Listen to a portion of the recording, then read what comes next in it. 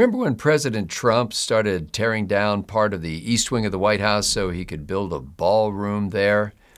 Well, that hit somebody very, very hard, specifically former First Lady Michelle Obama. I'm Scott Ott with Bill Whittle and Stephen Green, and this episode of Right Angles brought to you by the members at BillWhittle.com. And gentlemen, the former First Lady, Mrs. Obama, was on a podcast by somebody named Jamie Kern Lima's podcast, and she said this: I think I felt the loss, meaning of the East Wing of the White House. I think I felt the loss for us as a nation. But personally, it's not our house. That's the people's house. Now, Stephen Green, what struck me about this is Mrs. Obama's effort to make this thing some sort of grand republic embracing concept, and not just that she was ticked off that President Trump tore up the house that she used to live in. This is another statement from this, and the article helpfully tells us that Obama was First Lady from 2009 to 2017. Anyway, she said her feelings stemmed from the country and its shared traditions rather than a personal attachment. Now, I'm going to ask both of you to react to this statement, so heads up on this too, Bill. And this is something that was said in public by a former First Lady. I think in my body, I felt confusion because I'm like, who are we? What do we value? And who decides that? That's the thing that's going through my head a lot lately. Who are we? What are the rules? Because I'm confused by what are our norms and our mores, not the laws, but how do we live together? That's the part of it that hurts. Stephen Green, are you feeling this in your body? If weapons-grade self-pity were a power source, Michelle Obama could restore power to all of Ukraine. Dear God. I really try not to hate people. I like chatting with almost anybody. Maybe we'll have a couple of cocktails. We'll have a conversation. Hell, my best friend in high school was a communist. All we did was argue, and then we'd get drunk and then go very badly try to pick up girls. This is what we did. I would kill for one more stupid night like that than to have to listen to Michelle Obama for another second. The drama she managed to weave out of a Reno project. Oh my God. I've been through a consumer grade Reno project here a few years ago, and it kind of sucks when you have to live there. You've got strangers in your house all the time. She doesn't live in the White House anymore, and thank God for that. This doesn't affect her at all. In fact, the stupid outdoor Steve, parties... she's not talking about a personal effect on her. It's for the nation that she's feeling this. Oh, yeah. Except it's how I feel inside. It's I don't understand what's going on to my... Scott, while he was in office, Barack Obama wore me down. By the end of those 8 years, I was a much angrier person than I was at the start of those 8 years. And it took me a couple of years to recover from that, to get out of that.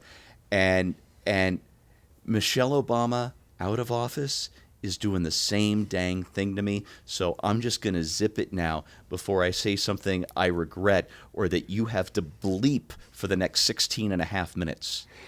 Now, Bill Whittle, the interesting thing about this is that it's not her house, of course, because it belongs to the people. And she says that it's not personal. She feels for the nation. But she says, I think in my body, I felt confusion. So, Bill, I have two elements here. Number one is, how did the nation become part of her body? And number two, has your body ever felt confusion? Not your mind, your body. Well, her body, her choice, I guess. The the fact that she said, "I feel it in my body," is meant to convey an emotional shockwave that is so overwhelming that your cognitive abilities are not able to process it. It's like a Saturn V liftoff that you feel in your chest. It's an outrage on a scale that literally pulps your organs internally without you even being aware of it. For a woman who felt that strongly about the White House, if I remember correctly, it sure seems like she did everything in her power to live there as infrequently as possible. Didn't she have like vacations to France with her entire entourage pretty much every other week or something like that? This kind of emotional showboating and grandstanding is part of the studied destruction of reason as the primary language of a republic, to be replaced by feelings and emotion. This is handy if you happen to believe things that aren't true, as most progressives do, because if it's not true, but we're not going to think about things, we're just going to feel things, then you can feel that 6 + 6 = 72, and who are you to tell you if you're wrong? I think the great single piece of data here is that Michelle Obama, who was at one time one of the most popular people in the world, made this revelation on, what was the name of the program again? It was hosted by Jamie Kern Lima. It's a podcast. The Jamie Kern Lima? Yeah. You see what I'm saying? So we're at the point now where she's doing some. I'm not up on all the podcasts, but certainly I've never. I listened to all of them. It's not like she was on The View, which is also on the way out the door and no longer even faux relevant, and this just to me sounds exactly like the kind of behavior that you would get from like this. I'll tell you what it reminds me of. This reminds me of Milton Berle hosting Saturday Night Live. Yeah. It's a celebrity that is on the way out, that is trying to ring every bell possible to kind of regurgitate those former feelings of affection that no longer exist because the audience doesn't exist anymore, and just ends up making kind of a fool out of themselves.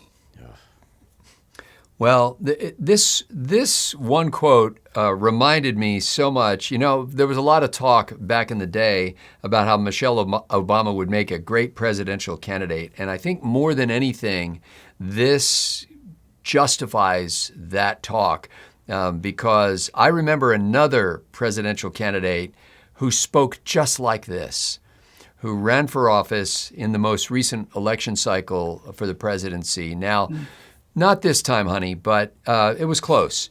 And this kind of word salad response just blows me away. And when she gets to the end of it, she starts out saying, "I think in my body," which, I guess that's the problem with a lot of kids. But I digest in my elbows. That's right.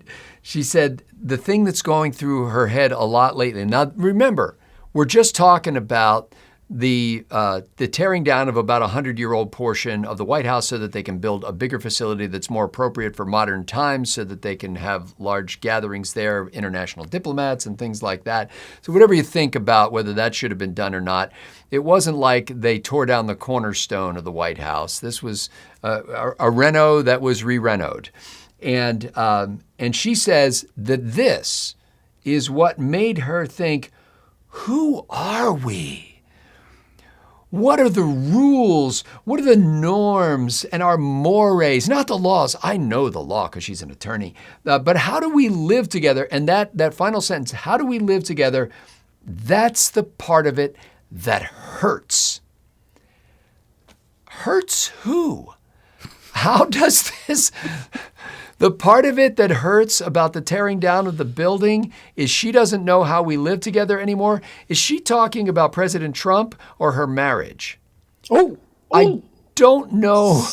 I have no idea at this point in her screed what she's referring to. But I thought at the very least that our viewers deserved an opportunity to hear a word from a woman who could have been and may still be the Democratic nominee for President of the United States. For Bill Whittle and Stephen Green, I'm Scott Ott. Thanks to the members at BillWhittle.com for making Right Angle possible.